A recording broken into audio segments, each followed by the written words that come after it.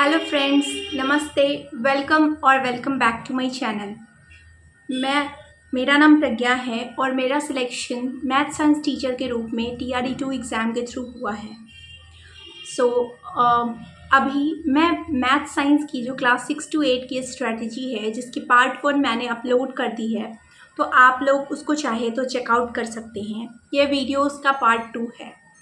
Part 1 ज़्यादा लंबा ना हो जाए, मतलब वो वीडियो ज़्यादा लंबा ना हो जाए, इसलिए मैंने इसमें पार्ट 2 यानी कि इसका सेकंड पार्ट निकाला है। बिना देरी किए अब वीडियो को स्टार्ट करते हैं। पार्ट 1 में मैंने ये बताया था आप लोगों को कि NCERT SCERT के बुक के साथ साथ अगर साइंस की बात करें तो NCERT SCERT के बुक, मतलब दोनों में से कोई भी एक बुक आपको पढ़नी है। SCERT पढ़ेंगे तो भी अच्छा है, NCERT पढ़ेंगे तो भी अच्छा है। अगर वो दोनों ना भी पढ़ें तो सबसे मेन है कि आप एक SCM की बुक पढ़ते हैं, या फिर भारती भवन, हिंदी मीडियम वाले भारती भवन की बुक पढ़ सकते हैं, और इंग्लिश मीडियम वाले जो है वो इंग्लिश मीडियम वाले जो है वो SCM की बुक पढ़ सकते हैं। तो आप लोग अगर ये बुक को पढ़ते हैं तो इन डेप्थ उसमें बहुत सारी लाइनें दी हुई होती हैं जो आपको डायरेक्ट एग्ज़ाम में हेल्प करती है उसके क्वेश्चन को जवाब देने में, है ना। मतलब वो बहुत अच्छे से वो लोग एक्सप्लेन किए होते हैं, चाहे वो हर क्लास का क्यों ना हो। मैंने बोला था कि क्लास 6 to 10 तक आपको साइंस की वो बुक पढ़नी है। उसमें से इम्पॉर्टेंट पॉइंट्स को हाईलाइट करना है, एक्सट्रैक्ट करना है, उसकी एक नोटबुक में उसको नोट करना है, नोट्स तैयार करना है, और उसके बाद उस नोट्स को कंटिन्यूअसली रिवाइज करते रहना है, अपने माइंड में उसको बैठाना है।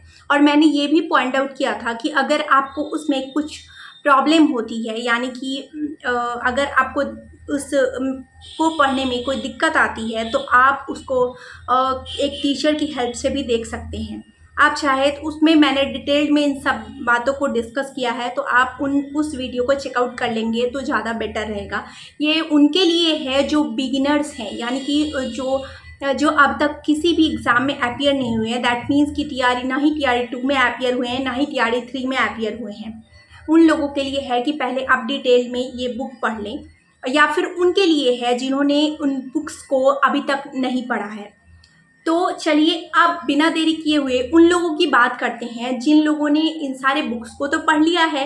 TRE2 में भी बैठे हैं, TRE3 में भी बैठे हैं। अब आप बोलेंगे TRE3 का रिजल्ट तो आया नहीं है तो कैसे पता चलेगा, बट आप जो स्कोर कर रहे होंगे उसके बेसिस पे आपको एक आइडिया लग गया होगा कि how much I am scoring, am I able to clear it और नॉट। मैं ये क्लियर कर पा रही हूँ या कर पा रहा हूँ या नहीं। मतलब हाँ, ये कहा जा सकता है। जैसे अगर आप 70 एवब ला रहे हैं, 80 एवब ला रहे हैं, अपनी कैटेगरी के हिसाब से आप देख सकते हैं। क्योंकि मैं कोई कट ऑफ डिसाइडेड नहीं हूँ, बट आप एक अंदाज़ा तो आपको लग गया होगा आप अपने एग्ज़ाम से सेटिस्फाइड हैं नहीं हैं। अगर आप एग्ज़ाम से सेटिस्फाइड हैं तो well and good, you will be selected. अगर आपको थोड़ा सा भी हिचक लग रहा है तो without wasting any more time just start your study from now. अभी से ही आप अपनी स्टडी को शुरू कर दीजिए, क्योंकि TRE4 के बाद फिर नेक्स्ट बार आपको एग्ज़ाम ना देना पड़े, इसलिए अभी से ही अपने टाइम को यूटिलाइज करिए, एक एक सेकंड का यूज़ करिए विदाउट वेस्टिंग इट।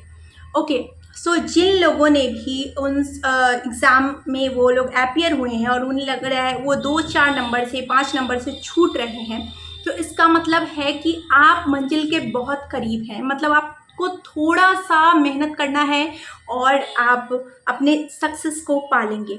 तो वो कैसे पाएंगे? तो आपको करना क्या है, आपको सबसे पहले जब आपने वो सारे नोट्स बना रखे होंगे या फिर उन सब बेसिक्स आपको पता है, आपको ऐसा लगता है कि हाँ मेरा साइंस बैकग्राउंड है, मैंने पहले अच्छे से पढ़ाई की है, स्कूलिंग अच्छे से की है, 12th तक अच्छे से पढ़ा है, मैंने अच्छे से सब कुछ नॉलेज गेन किया है, तो आपको करना क्या है कि आपको अब क्वेश्चन प्रैक्टिस करनी है। क्वेश्चन प्रैक्टिस कैसे करेंगे? पहला है लूसेंट की बुक से, यानी कि लूसेंट की जो ऑब्जेक्टिव बुक आती है उससे आप क्वेश्चन प्रैक्टिस करिए। फिजिक्स का कोई चैप्टर उठाइए, यूनिट डायमेंशन, उसके क्वेश्चन प्रैक्टिस करिए, न्यूटन्स लॉज के क्वेश्चन प्रैक्टिस करिए, या फिर लाइट के रिफ्रैक्शन वाले क्वेश्चन प्रैक्टिस करिए। मतलब हिंदी वाले बोलेंगे, मैं हिंदी में नहीं बोल रही हूँ, अपवर्तन वाले, परावर्तन वाले क्वेश्चन प्रैक्टिस करिए। मानव नेत्र से जो होता है उसको क्वेश्चन प्रैक्टिस करिए। आई मीन टू से कि आपको सारे चैप्टर्स को चैप्टर बाय चैप्टर आप क्वेश्चन प्रैक्टिस करिए लूसेंट की बुक से, मतलब लूसेंट की ऑब्जेक्टिव वस्तुनिष्ठ वाली जो बुक आती है उससे आप प्रैक्टिस करिए। दूसरा है कि एक और बुक आती है जो एनसीईआरटी सार संग्रह करके आती है, उस बुक से भी आप एक क्विक रिवीजन ले सकते हैं। मतलब उसमें ऑब्जेक्टिव क्वेश्चन दिया हुआ है। अगर आप उससे नहीं करना चाहते तो आप लूसेंट की बुक से क्वेश्चन प्रैक्टिस कर लीजिए ऑब्जेक्टिव वाले से। दूसरा है कि एक ऐप आती है बिग बूस्टर करके, उस ऐप को आप प्ले स्टोर से डाउनलोड कर लीजिए। वहाँ पे जितने भी प्रीवियस ईयर क्वेश्चंस पूछे जाते हैं वो सब आपको वहाँ पे मिल जाएंगी। आई मीन टू से कि बिग बूस्टर ऐप में प्रीवियस ईयर क्वेश्चन सेक्शन में जब आप जाएंगे, साइंस के प्रीवियस ईयर क्वेश्चन सेक्शन में जाएंगे, उसमें आपको बहुत सारे ऑप्शन आएंगे एसएससी के और बैंक के और अदर एग्जाम के, रेलवे के, ऐसे क्वेश्चन, ऐसे सेक्शन करके आएगा या फिर अदर करके आएगा। तो आपको क्या करना है कि उसमें आपको कुछ नहीं करना है, आपको ऑल वाले पे सेलेक्ट करना है, यानी कि अब तक के सारे एग्जाम में पूछे गए क्वेश्चंस को क्लिक करना है। अब आप बोलेंगे ऐसा क्यों करना है, तो ऐसा करने से क्या होगा कि आपको आइडिया लगेगा कि आप कितने डेप्थ में हैं, जानते हैं, मतलब आप कितने पानी में हैं, आपको कौन सा चैप्टर आपका पोर्शन अच्छा है, कौन सा पोर्शन वीक है, मतलब किस पे आपको वर्क करने की ज़्यादा ज़रूरत है, ये आपको आइडिया चल जाएगा। तो आप उस तरह से वहाँ से क्वेश्चन को प्रैक्टिस कर सकते हैं।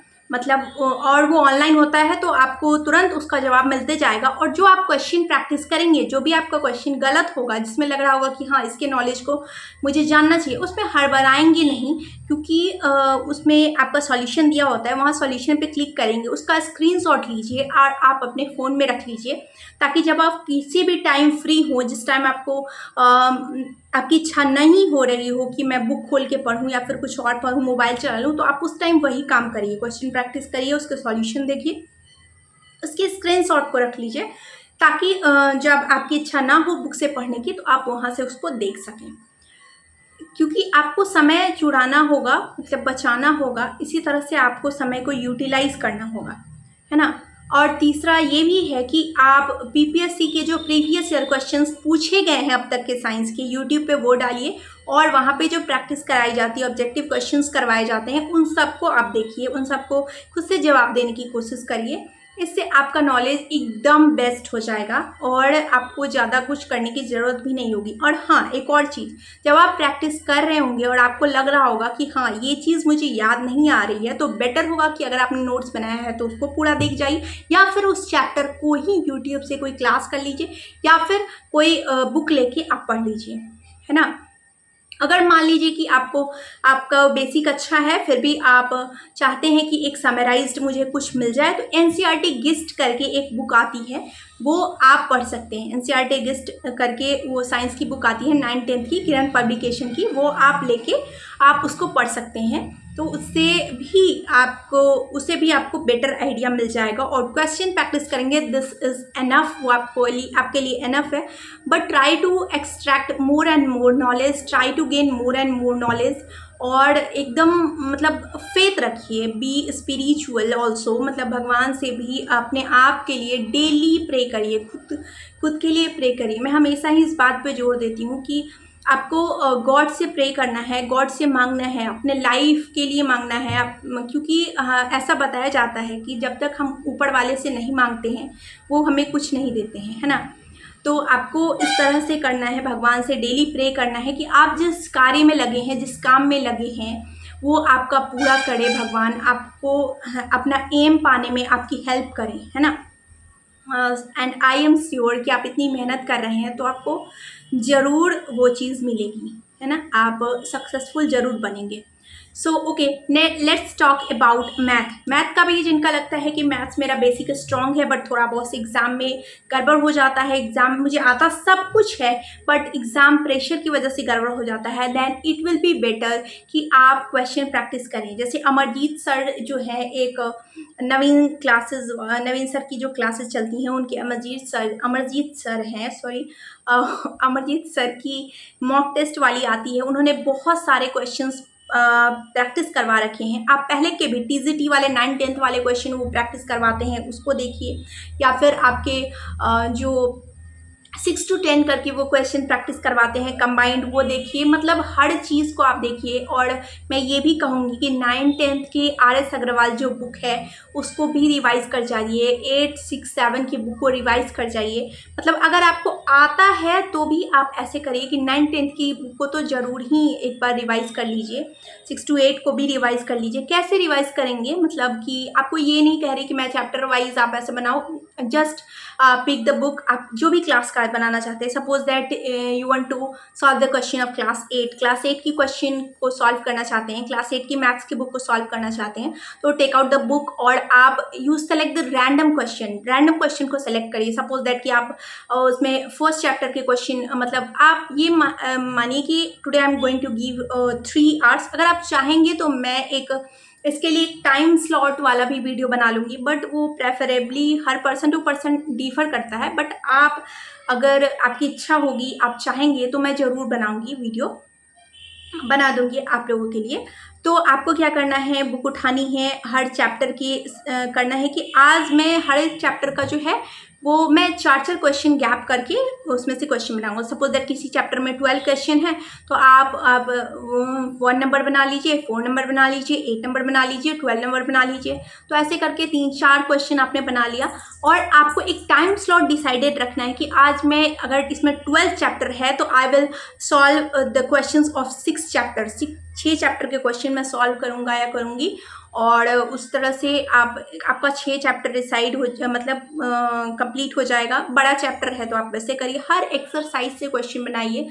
अगर आपका बेसिक बहुत अच्छा है तो आप जो लास्ट वाले जो पोर्शन होते हैं, सपोज दैट कि अगर हम लोग 7th क्लास का ही लीनियर इक्वेशन 1 वेरिएबल उन लोगों को पढ़ना है 7th क्लास में, तो लीनियर इक्वेशन इन 1 वेरिएबल वाला जो चैप्टर है उसका आप जो लास्ट वाला क्वेश्चन होता है, लास्ट वाले क्वेश्चन में लॉन्ग क्वेश्चन होते हैं थोड़े, मतलब वर्ड प्रॉब्लम्स की बात करें मैं, तो उनको आप सॉल्व करिए। मतलब आप अपने हिसाब से डिसाइड कर सकते हैं कि मुझे कौन सा चीज़ आता है। जैसे आप जब बुक देख लेंगे ना एक बार, you will have more confidence. अभी आपको होगा लेकिन एक डाउट होगा कि हाँ पता नहीं आता है, नहीं आता है। लेकिन जब आप एक बार सरसरी निगाह से देख लेंगे, बना लेंगे 2-4 क्वेश्चन उसमें से, तो आपको ये आइडिया लग जाएगा कि आपको मतलब एक कॉन्फिडेंस आ जाएगा कि या I can solve any type of problem related to these chapters. मैं इन सारे चैप्टर्स से रिलेटेड किसी भी प्रॉब्लम को सॉल्व कर सकता हूँ या कर सकती हूँ।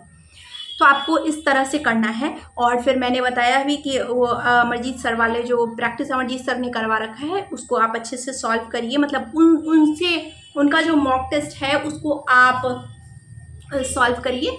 वो जो प्रैक्टिस करवा रहे हैं उसको आप करने की कोशिश करिए। उनके सॉल्यूशन को मत देखिए, आप क्वेश्चन वो लाएं, उसको पॉज करिए और पॉज करने के बाद आप उसके क्वेश्चन को सॉल्व करिए, खुद से बना के देखिए and try to solve it quickly. इसको जल्दी सॉल्व करने की कोशिश करिए। देखिए वहाँ पे एक गिरगिट देवी जी भी हमारी बातों को सुन रही है, तो आप इस तरह से सॉल्व कर सकते हैं। Sorry, I was sweating a lot, so मैं आगे फिर कंटिन्यू करती हूँ। तो मैंने क्या बताया, आप उनके क्वेश्चन को प्रैक्टिस करिए। और हाँ, कोई भी एक मॉक टेस्ट उठाइए एंड डेली अभी से ही मॉक लगाना शुरू कर दो यार। मैं सच बता रही हूँ, I am literally saying it, कि अभी से ही आप मॉक लगाना शुरू कर दीजिए। अगर आपको ऐसा लग रहा है कि 2 बार आप एग्ज़ाम में बैठ चुके हो और एग्ज़ाम के प्रेशर की वजह से you are not able to solve any question, तो आप मतलब कुछ क्वेश्चन आपका मिस्टेक हो जा रहा है, तो आप इस तरह से आप करिए। इट विल बेनिफिट यू, मतलब it will be beneficial for you. ये मैं अपने एक्सपीरियंस से बता रही हूँ, क्योंकि आप जब रैंडम बहुत सारे मिक्स्ड क्वेश्चन को सॉल्व करते हैं ना, तो उससे आपको आइडिया लग जाता है कि आपका डेप्थ, मतलब इन डेप्थ नॉलेज कैसा है ना। तो मैथ्स की क्वेश्चन को आप इस तरह से सॉल्व कर सकते हैं। अभी let's talk about the common paper. Common paper यानी कि जो हमारा जीएस सेक्शन होता है उसको हम सॉल्व कैसे कर सकते हैं, है ना। तो जो हमारा जीएस सेक्शन होता है उसको सॉल्व करने के लिए let's start talking about Indian national movement, जो बीपीएससी का फेवरेट टॉपिक है। इंटरनेशनल मूवमेंट की अगर आपका डेप्थ पहले से आप अच्छा है बट अभी आपको समझ नहीं आ रहा, या फिर मैं रैंडम एक बार सेलेक्टिवली कलेक्टिवली ही बात कर लेती हूँ। जब भी आप आईएनएम की बात करते हैं, मैं अपनी बात कर रही हूँ, मैंने जो जो किया है मैं वही बता रही हूँ आपको। तो आपको क्या करना है कि आईएनएम के लिए आपको सबसे पहले आप बीपीएससी के प्रीवियस ईयर क्वेश्चन को सर्च करेंगे यूट्यूब पर। बीपीएससी के प्रीवियस ईयर क्वेश्चन जो पूछे गए हैं वो बहुत सारे लोगों ने करवा रखा है, पहले के जितने क्वेश्चन पूछे गए हैं उन सबको करवा रखा है। तो आप जाइए और उसको सॉल्व करना, मतलब उसको देखना शुरू कर दीजिए, उसको देखिए। दूसरा है कि बहुत सारे टीचर, 2-3 टीचर हैं जो इसको बहुत अच्छे से करवाए हुए हैं। एक अंकित सर हैं, उन्होंने भी बहुत अच्छे से कराया है। एक हमारे शशि शरण सर हैं जो ऑफिसर्स एकेडमी पे है, ये सब यूट्यूब पे है। तो आप उन दोनों की क्लासेस को भी देख सकते हैं, क्योंकि शशि शरण सर ने भी जो ऑफिसर्स एकेडमी, मैंने उन्हीं की वीडियो देखी है, तो उनको भी आप जाके देख सकते हैं।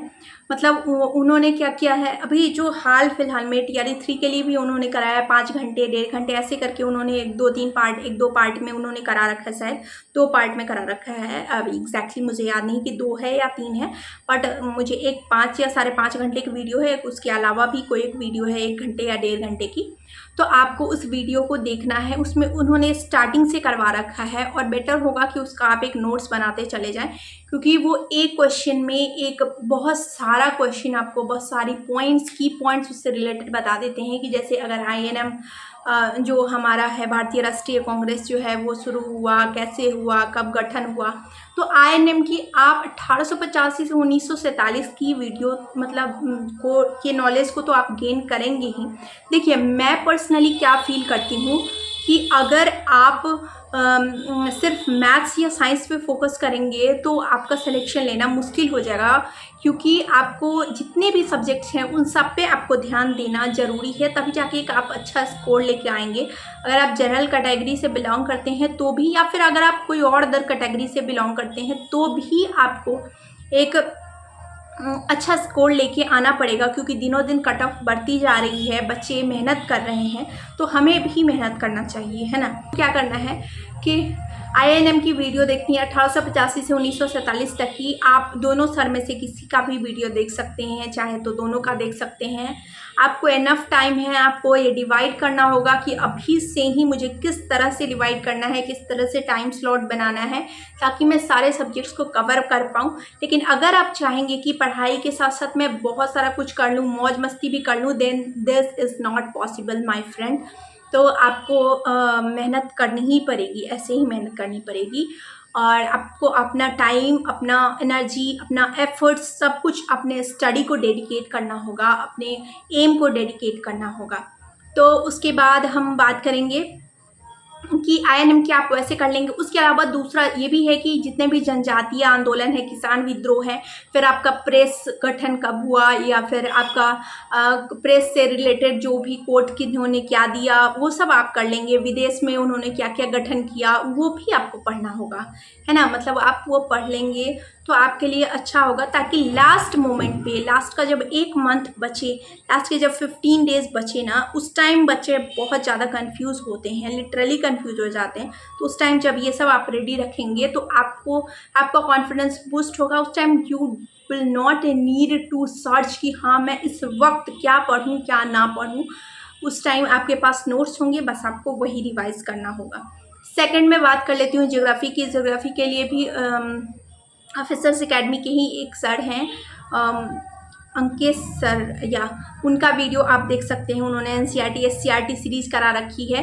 दूसरा है बीपीएससी के प्रीवियस ईयर क्वेश्चन, तो आप देखिए, उसको भी देखिए, क्योंकि वो क्वेश्चन पूछते हैं। और फिर एनसीईआरटी सार संग्रह से भी आप पढ़ सकते हैं, वो भी बहुत अच्छा है।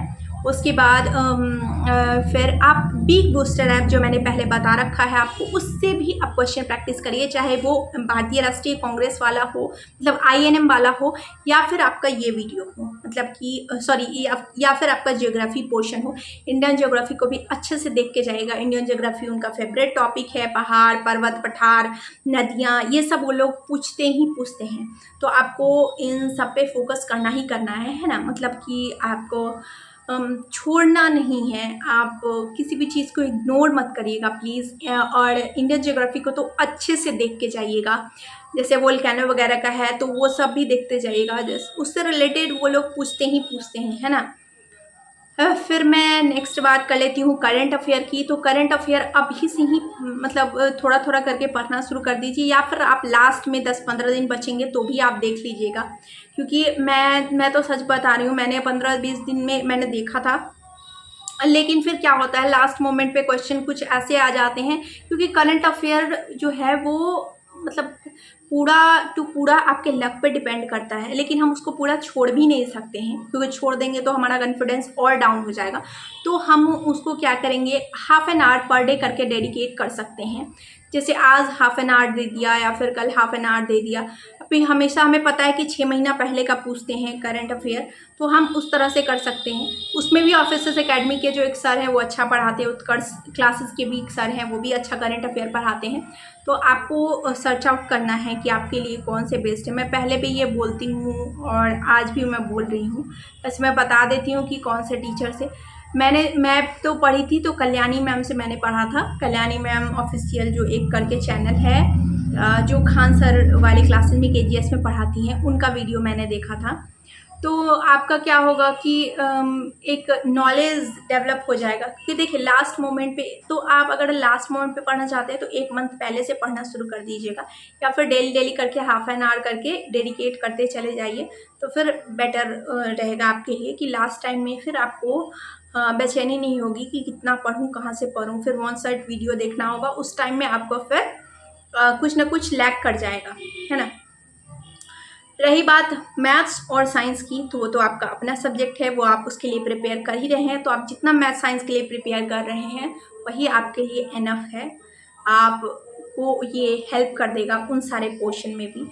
वो जो मैथ्स पूछते हैं वो लोग तो आपको पता भी है कि कुछ भी पूछ सकते हैं, जो आपने 6 to 10 तक के लिए पढ़ा है उन सबको पूछ सकते हैं। तो आप इन सबको पढ़ लीजिएगा। और all the very best for your future. मुझे एकदम यकीन है कि आप पढ़ाई कर रहे होंगे, मेहनत कर रहे होंगे, और आप अपना सिलेक्शन TRE 4 में ज़रूर लेंगे। All the very best for your future. Thank you so much for watching my channel. अच्छी लगे वीडियो तो please like it, share it with all your friends, and subscribe to my channel. और please comment down below कि आपको video कैसी लगी। I would love to hear that, I would love to read the comments. And thank you so much. अगर और कोई suggestion चाहिए तो प्लीज़ मुझे ज़रूर बताइएगा। Thank you so much for watching, and bye bye.